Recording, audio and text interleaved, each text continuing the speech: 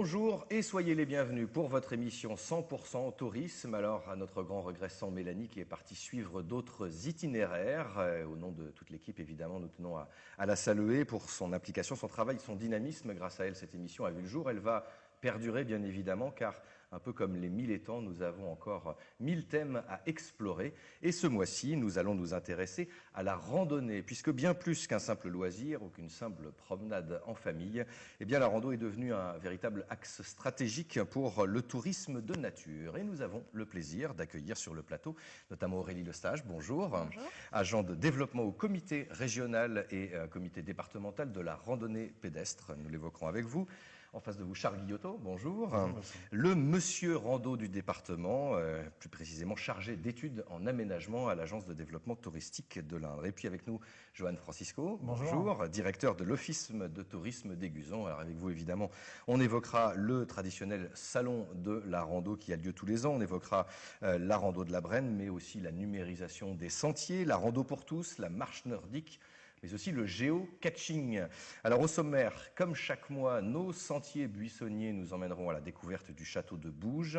Et puis Laurent Fortat a testé pour vous le train du Bas-Berry. Et la recette, eh bien c'est une subtile alliance d'asperges de Sologne, d'escargots du Berry à la crème de Salers. Réalisation du chef Alain Lavaux, les saisons gourmandes à Saint-Pierre-de-Jard. À vos papiers, à vos crayons, voici comment les préparer.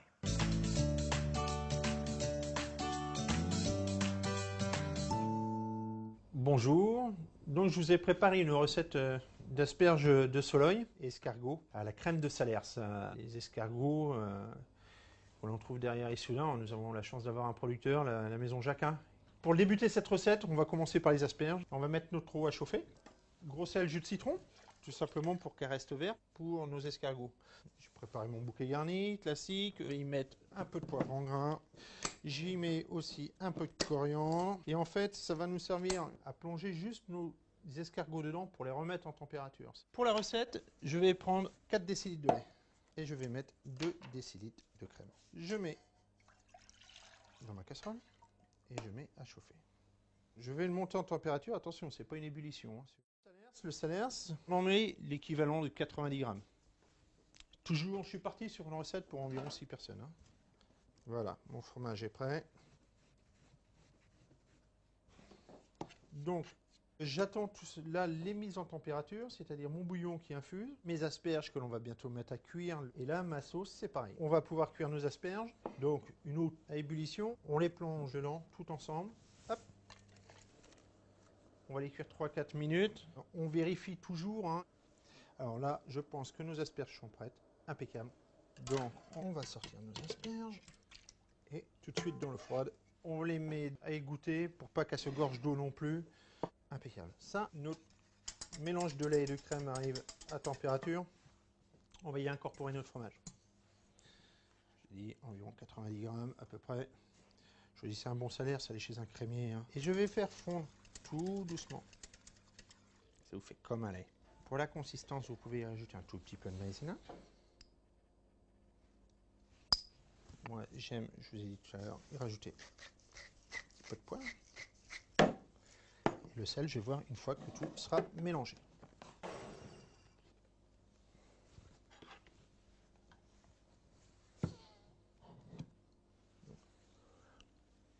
Le charme de notre métier.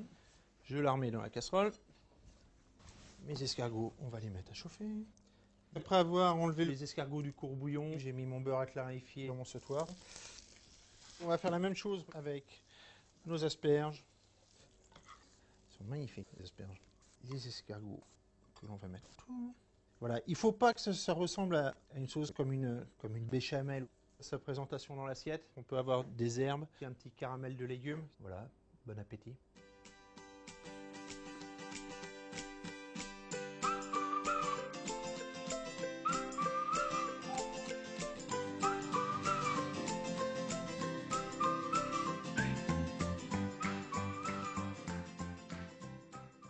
Asperges et escargots crème de Salers, nous aurons l'honneur de déguster cette recette avec le chef Alain Lavaux en fin d'émission. La randonnée à l'honneur pour Itinéraire B ce mois-ci. Alors Aurélie Lestage, vous êtes avec nous, agent de développement pour le comité régional de la randonnée pédestre.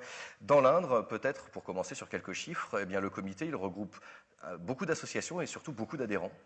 Alors, le comité de randonnée pédestre regroupe 19 associations, donc ça représente environ 400 licenciés à l'échelle du département, mais il y a aussi des randonneurs autres que licenciés à la fédération de randonnée, et en tout on compte environ 2000 randonneurs dans notre département. Alors votre rôle est de coordonner, de faire connaître et puis d'améliorer. Expliquez-nous votre démarche et vos démarches au quotidien. Alors le comité de randonnée, il a un double rôle en fait. Il a une première vocation, c'est de développer la pratique de la randonnée pédestre, donc en faisant la promotion, en faisant découvrir l'activité tout simplement.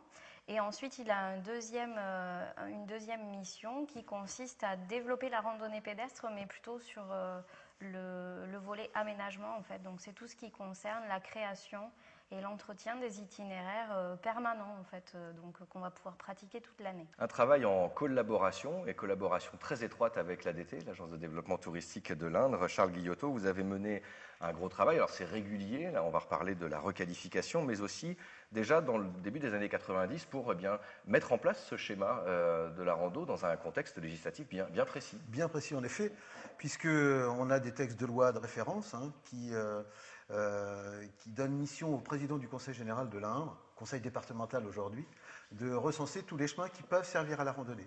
Randonnée à pied, à cheval et en vélo. Aujourd'hui, on a à peu près 7000 km de sentiers recensés, donc avec une vocation de conservatoire des chemins de randonnée, des chemins ruraux, et de faciliter la randonnée en préservant ces itinéraires.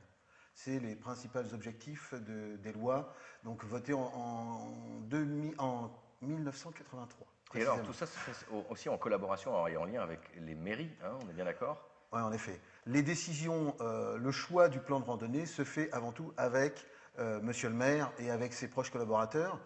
Les associations, le comité départemental avec qui je travaille régulièrement, fait des propositions pour alimenter ce plan de randonnée. Alors, il est proposé par la commune. Il transite par une commission qui s'appelle la CDESI, Commission départementale des espaces, sites et itinéraires, qui fait une proposition au département. Et c'est le département qui valide en séance plénière ce maillage aujourd'hui de 7000 km. Et on s'est rendu compte dans les années 90 qu'on était plutôt dans une phase d'aménagement du territoire. Aujourd'hui, on est plutôt dans une phase de découverte. C'est-à-dire que le sentier de randonnée va permettre de découvrir le territoire. Sur les 6 grands territoires que vous connaissez tous de notre département, on a enclenché, que ce soit sur le territoire du parc, le Val de Creuse, j'ai travaillé pendant quelques années avec Johan, pour requalifier ces itinéraires. C'est-à-dire qu'on est parti d'une base d'aménagement du territoire avec des itinéraires un petit peu partout. Aujourd'hui, avec la maturité, l'expérience, on s'est rendu compte qu'il fallait peut-être mieux avoir moins de circuits, mais d'avoir un entretien plus régulier et surtout une thématisation de ces itinéraires, peut-être un petit peu pour faire rêver les gens. Johan Francisco, donc un des territoires, la vallée de la Creuse, on connaît tous la randonnée autour du lac traditionnelle, mais il y a bien d'autres propositions que vous faites aux touristes et aux locaux. Et l'intérêt pour vous, c'est aussi de concevoir des séjours tout clé en main autour de la rando, donc avec de l'hébergement, avec de la restauration aussi. Oui, en effet, puisque donc, les sentiers de randonnée sur la vallée de la Creuse ont une trentaine d'années maintenant, et que ça amène à un terrain de jeu assez important. Donc on a profité de ce terrain de jeu pour proposer aux gens de venir nous voir, donc aussi bien en individuel qu'en groupe, notamment les clubs et associations de randonnée. Et on leur propose un package sur des séjours plus ou moins longs, allant du week-end à la semaine, où tout est compris, l'hébergement, la restauration, les itinéraires de randonnée bien sûr, qui sont maintenant de plus en plus couplés avec la visite de sites et la découverte du patrimoine naturel de la vallée de la Creuse. Et pour vous, c'est un plus? Complètement, puisque l'Office de tourisme donc, a l'immatriculation tourisme depuis 2001, On a été dans les premiers offices de tourisme du département à avoir cette... Alors à ce moment-là, c'était encore une autorisation préfectorale. Depuis 2001, petit à petit, on développe cette activité qui reste une activité moyenne pour un office de tourisme, mais qui a une importance de plus en plus grande. Alors on va y revenir tout à l'heure dans le détail, mais avant on va poursuivre d'autres itinéraires. Comme chaque mois bien évidemment, on va partir à la découverte d'autres bonnes adresses. Laurent Fortat avec Sophie Demogé ont testé pour vous le train touristique du Bas-Berry. Retrouvons-les sur le quai de la gare d'Écueillé en compagnie des bénévoles de l'association du train du Bas-Berry en voiture.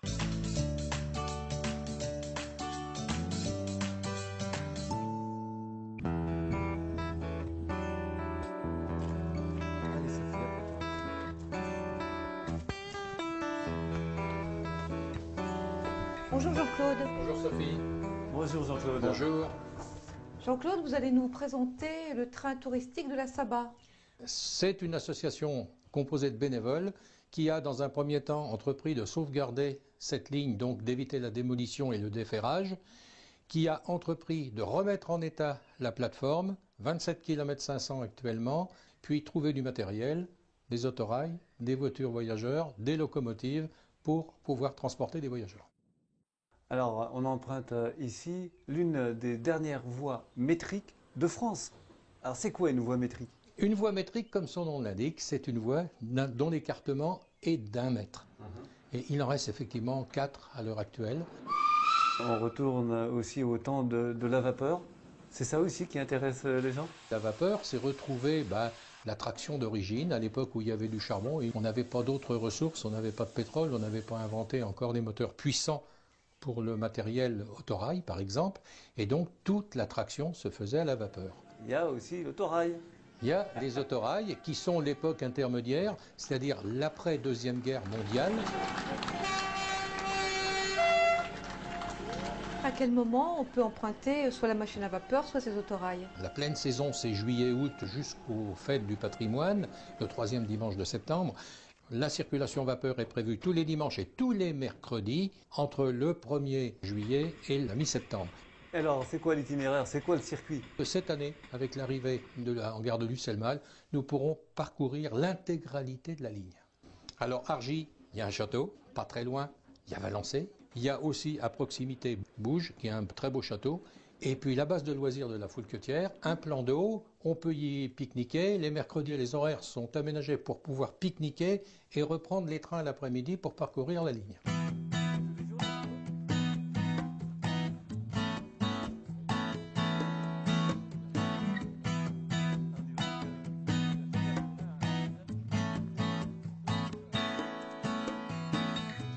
On va découvrir aussi le futur du train du Bas-Berry et vous montrer la diversité de matériel que nous avons qui permet bien sûr de pouvoir affréter des trains spéciaux pour des groupes constitués. Alors cet avenir, c'est quoi les... Alors l'avenir, eh bien, effectivement, c'est la possibilité d'aller jusqu'en gare de Lucé, puis de Valençay, pour pouvoir, avec une locomotive à vapeur, faire accéder nos voyageurs au château de Valençay. Et là, on aura la liaison complète des 3 châteaux dont on a parlé tout à l'heure. Après, bien sûr, ça sera à nous d'emmener plus de voyageurs, d'attirer plus de monde, de faire des produits avec les produits de terroir, avec autour du train, la gastronomie, les paysages qui sont magnifiques, les châteaux, on en a parlé, et tout un tas d'autres animations qui pourront voir le jour.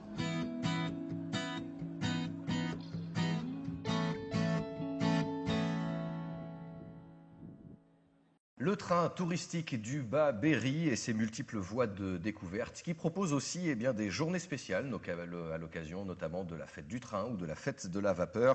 Tous les renseignements sur le site internet traintouristique-du-Bas-Berry.com. Retour sur le plateau d'itinéraire B pour évoquer avec nos invités la randonnée, axe stratégique majeur pour le développement touristique de notre territoire.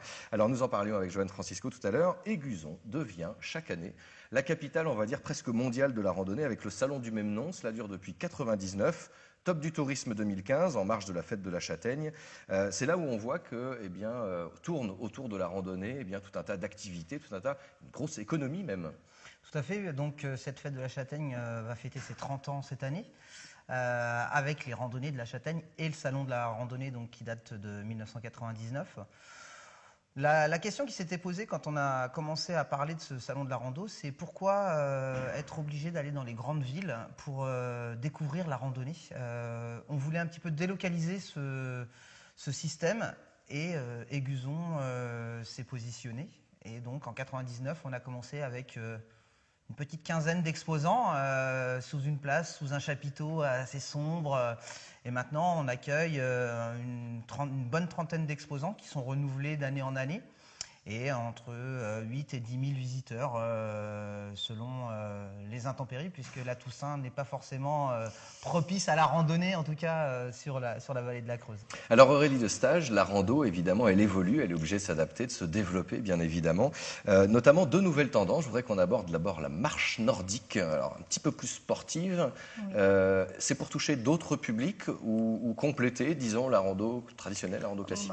L'objectif premier, c'est bien évidemment de compléter l'offre de la randonnée. Après, oui, indirectement, ça va venir toucher un autre public puisque c'est une marche en fait qui va être plus complète, si j'ose dire, que la randonnée classique. Parce que là, dans la randonnée classique, on va travailler essentiellement les jambes. Avec la marche nordique, vu qu'on utilise des bâtons qui font vraiment partie de la technique, en fait. Ce n'est pas des bâtons qui vont venir aider ou soutenir la personne. C'est un mouvement complet. C'est vraiment un mouvement très apprendre, spécifique. Et du coup, grâce à ces bâtons, on arrive à travailler... je ne sais plus quel est le pourcentage, mais assez impressionnant de muscles dans le corps. Donc c'est quasiment tout le corps qu'on travaille en faisant de la marche nordique. Et puis, bien, il faut vivre avec son temps, puisque la Fédération française de randonnée pédestre a engagé un vaste plan de numérisation des sentiers. Alors maintenant, depuis chez soi, c'est ça, depuis son ordinateur, on peut tout visualiser. Et puis après, grâce à son smartphone, on ne peut plus se perdre. Voilà. Alors, le présent est un petit peu trop ambitieux, mais c'est l'objectif en tout cas. Mais c'est long, on imagine que c'est un gros travail, effectivement. L'objectif, actuellement, du coup, on est en train de numériser les itinéraires de randonnée pédestre. Donc ça, c'est un projet d'ampleur nationale pour justement accroître l'accessibilité, mais là au sens large et pas uniquement au sens du handicap. L'accessibilité des itinéraires de randonnée. Et donc, l'objectif, c'est tout simplement de pouvoir rendre l'information plus accessible au tout public et que chacun puisse préparer sa randonnée, l'embarquer sur divers supports. Donc, entre autres, oui, les smartphones via des applications mobiles, mais il y a aussi d'autres applications auxquelles on travaille pour que tout un chacun puisse... randonnée et ne plus se perdre, effectivement. Et puis une autre et nouvelle tendance, Charles Guillotot, c'est le géocaching. Alors expliquez-nous, c'est en quelque sorte une forme de rando avec chasse au trésor? Oui, c'est une chasse au trésor du XXIe siècle avec les outils d'aujourd'hui. Donc le principe, on a un site internet qui s'appelle geocaching.com qui recense les 36 caches du département, un chiffre symbolique. 36, normal. 6 caches par territoire, nos 6 territoires de tout à l'heure, Valençay, Issoudun, la Châtre, le Val-de-Creuse bien sûr, la Brenne et autour de Châteauroux. Alors je me suis permis, Vincent, de vous ramener une petite cache pour vous faire voir un tout petit peu. Donc le principe, c'est une cache qui est géoréférencée sur le site geocaching.com qui permet d'identifier les coordonnées, donc la latitude et la longitude. Alors les coordonnées sont précises, bien sûr, mais à une dizaine de mètres. C'est sur des lieux touristiques, on va dire, des lieux un petit peu symboliques. On se greffe. Voilà. Je travaille à l'ADT. Oui. Donc le principe, c'est de mettre en avant ces territoires touristiques et des sites qui ne sont pas obligatoirement ouverts au grand public. Donc le principe, une petite boîte qui est cachée dans la nature, qu'il faut trouver, à l'intérieur de laquelle, alors vous avez plusieurs objets publicitaires, bien sûr. Et ce qui est important, c'est le petit livret qui permet de s'identifier et de mettre quelques commentaires. Donc, dans ce document, vous avez la même chose sur le site internet où vous pouvez témoigner de votre visite. Et maintenant, on a un retour assez précis de la fréquentation. C'est une clientèle familiale, souvent nord-européenne. Donc, ça élargit un petit peu le champ d'action. On est très impressionné des commentaires qui sont formulés sur le site geocaching.com. c'est très sympa comme retour. Alors vous l'avez vu, chers téléspectateurs, la rando, eh bien, c'est bien beaucoup de choses que je vous invite à découvrir sur les différents sites internet de nos invités aujourd'hui. Nous allons prendre la 3e étape de notre itinéraire et partir sur nos sentiers buissonniers à la découverte intime d'un des joyaux de notre département. C'est le château de Bouges, soigneusement entretenu par les monuments nationaux. Ce prestigieux bâtiment du 18e abrite un intérieur très raffiné que vont nous faire découvrir les agents du patrimoine du château.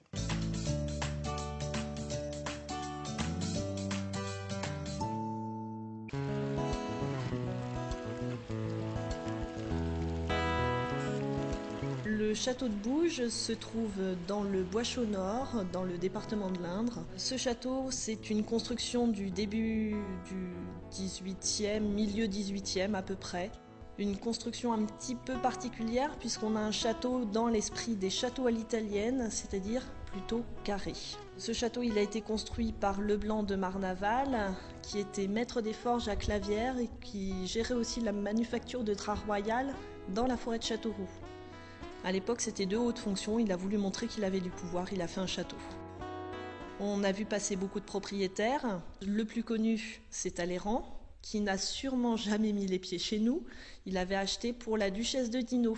On sait que la duchesse a séjourné un petit peu ici, mais en fait, Bouges était trop calme. C'était une jeune dame et elle aimait bien la vie plutôt parisienne.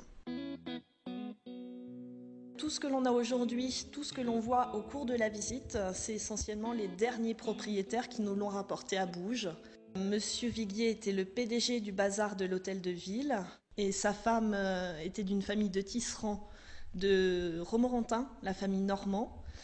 Et les Viguier, en fait, ont acheté ici leur résidence de chasse, essentiellement. Comme le château était vide, ils ont été obligés de le remeubler. Et ils en ont profité aussi pour moderniser, rendre ce château complètement habitable. En fait, ils sont décédés, ils n'avaient pas d'enfants et ils ont préféré léguer à la Caisse des monuments historiques et des sites à l'époque pour la protection de leurs biens. En fait, on dépend directement de l'État et l'avantage, c'est que dans leur legs, ils voulaient que le château soit ouvert au public, ce qui est le cas depuis 1968.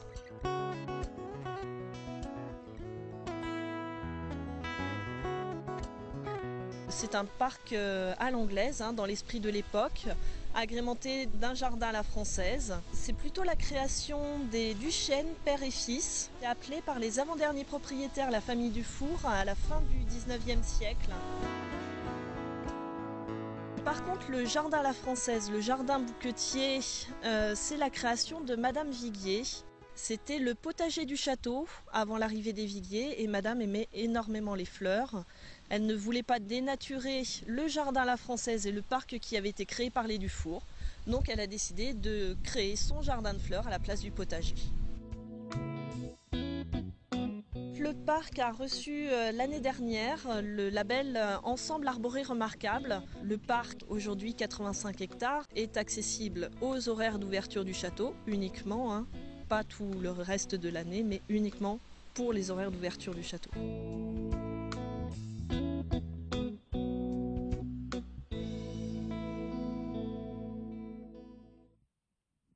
Le château de Bouges qui est ouvert évidemment tout l'été et puis nous saurions que vous recommandez les visites commentées. Il y en a 5 par jour en juillet et en août. Rendez-vous sur le site internet pour tout savoir. bouges.monuments-nationaux.fr.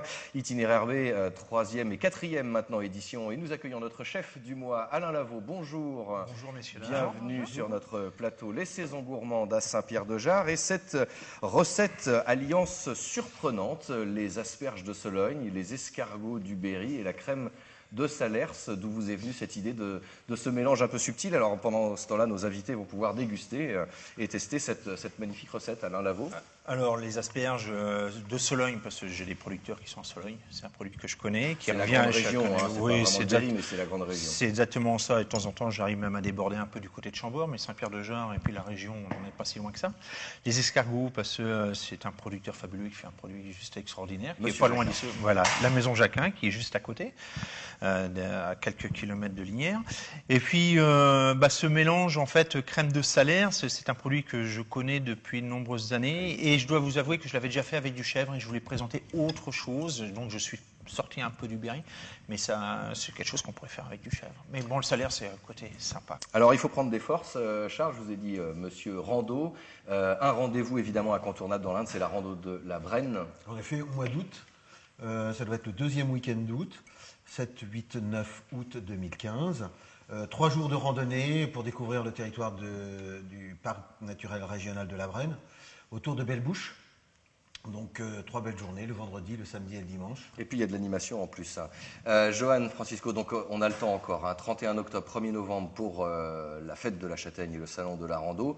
Et puis tout l'été, évidemment, vous êtes ouvert et vous accueillez les touristes à l'office de tourisme. Bien sûr, on est ouvert tout l'été à partir de 9h30 le matin jusqu'à 19h et le dimanche y compris. Et puis, oui, on accompagne les randonnées, les randonneurs et on leur propose des activités différentes aussi avec le VTT ou le canoë, la voile, etc. Aurélie, vos prochains événements pour la Fédération française, en tout cas le Comité de l'Indre? Alors le Comité de l'Indre, le prochain rendez-vous ce sera le 27 septembre et c'est un rando challenge, donc c'est un mélange de courses d'orientation, de chasse au trésor. Donc voilà, c'est une randonnée par équipe, c'est pour développer la convivialité. Merci beaucoup Aurélie Lestage, Johan Francisco, Charles Guillotot. Merci Alain Lavaux d'être passé nous voir et nous faire déguster cette merveilleuse recette. Itinéraire B va prendre ses quartiers d'été.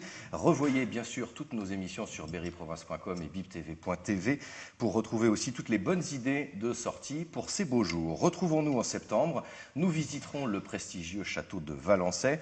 Laurent Fortat testera la roulotte itinérante en pays de George Sand.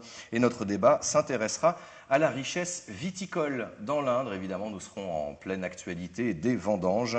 Nous en parlerons avec des producteurs des 2 vignobles AOC, du Reuilly et du Valençay. Très très bel été et à très bientôt sur Bip TV pour Itinéraire B.